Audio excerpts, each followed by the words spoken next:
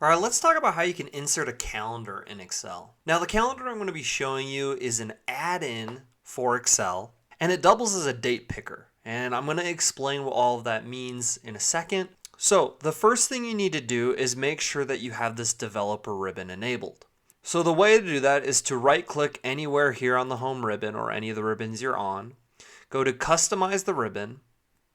This little menu will pop up, and just make sure that developer is selected and hit OK. Now that you have the developer ribbon, navigate to that, and what you're going to want to do is select this add-ins button here. Go ahead and select that, and this will bring up this menu showing you any of the add-ins that you have added to Excel. Now currently I don't have any add-ins added, so we need to go to the Office store here and search for calendar. And the one we're looking for is this mini calendar and date picker. We'll go ahead and hit add, continue, and that will add this add-in to our Excel worksheet, and it will bring up this calendar. You can adjust this calendar by clicking any of these circles in the corners or on the sides to adjust the size of the calendar. If you click any of the border lines, you can drag and move this calendar around.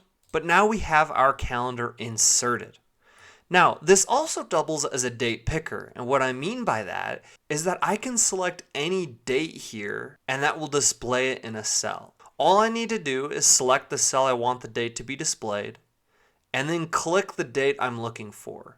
So say in this cell I want today's date, which is the 17th, to be displayed. I will select that, and that will display the date in this cell. And I can do that for any of these cells here. Or if I want to go all the way to June and I want to select June 23rd, it will do that as well. So this can be kind of handy when you're creating dashboards and things like that. Now let's say that, for example, you accidentally delete this.